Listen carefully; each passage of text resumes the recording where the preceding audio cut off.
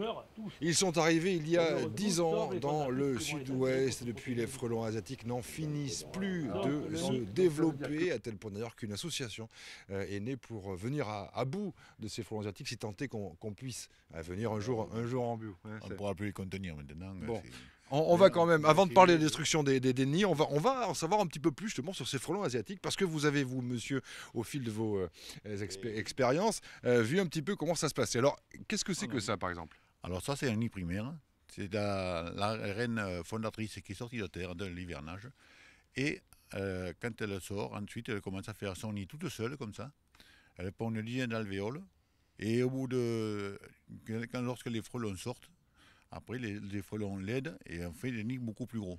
D'accord, donc là, ça, c'est fait avec quoi, concrètement? Le frelon asiatique fait ça avec quoi? C'est la pâte à papier, ni plus ni moins, qu'ils vont prendre sur les arbres, qui mâchent et qui font leur nid de cette manière. Alors ensuite, donc, à partir de ce petit élément, ensuite ça grossit et ça devient ça. Alors vous voyez, ça a été sous une table de jardin. La dame, la nappe s'est levée, elle a vu ça, elle s'est demandé ce que c'était, elle nous a appelé, puis on a vu que c'était un nid de frelons. D'accord. Voilà. Alors ça, c'est le début d'un nid, hein, c'est pas C'est un le nid. début d'un nid, ça. Ça, c'est le nid primaire qu'on appelle. C'est-à-dire, ce sont les premiers nids. D'accord. Et ensuite, au fur et à mesure, bon, ça grossit. Et puis, Alors ça grossit. Attendez, je vois ça. Merci. Ça grossit. Et ça finit par faire ça. Enfin non, c'est la suite. Ça continue, voilà, et automatiquement, les frelons qui sont nés bâtissent le nid, et ça grandit, et plus ça grandit, et plus il y a de frelons, et plus ils grossissent, quoi. Alors là, concrètement, on va peut-être tourner. Là, voilà, ça, ce sont les alvéoles. Les alvéoles, ça, ce sont des alvéoles. Chaque alvéole, il y a une naissance. Quand la naissance est partie, la fondatrice repond aussi sec un œuf. Elle colle l'œuf dans l'alvéole et ça peut servir 2-3 fois. Alors là, c'est un début de nid, et puis on en a voilà. Alors là, c'est quand même un nid d'une toute autre taille. Donc là, on se rend compte effectivement de la taille d'un nid. Un nid comme ça peut contenir combien de frelons? Ça peut contenir à peu près dans l'année 40 000 frelons.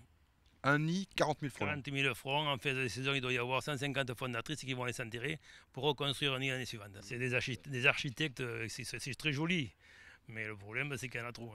Ah oui, parce que alors c'est joli, mais vous en avez ras le bol. Parce que ça tue les abeilles, ça tue les bourdons, ça protège tous les pollinisateurs, et en plus de ça, c'est pour les habitants, c'est dangereux pour les habitants qui sont allergiques aux piqûres, quoi. Et par rapport justement à l'écosystème, est-ce que ça pose un vrai problème? Parce que ça tue les abeilles, les bourdons, mais après tout, les frelons asiatiques peuvent faire ce que font les abeilles et les bourdons, non? Malheureusement pas, parce que bon, c'est pas un pollinisateur de naissance, quoi.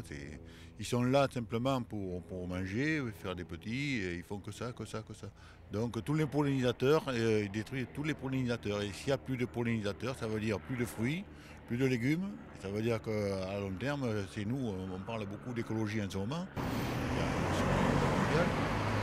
Là, personne ne parle de ça, et c'est dommage, parce que malheureusement, c'est très important à notre vue, du point de vue, c'est très important. Donc il faut quand même faire quelque chose. C'est dommage que les municipalités ne le fassent pas dans toutes les municipalités. De notre point de vue, il faudrait qu'il y ait une association ou que les municipalités forment des perchistes de manière à détruire les nids de frelons dans leur municipalité. Voilà. Parce que là, le combat est déjà perdu, ou il y a encore un petit espoir? Là, honnêtement, on ne pourra pas revenir en arrière. On peut les contenir, si vous voulez, mais après les détruire complètement, on ne pourra plus.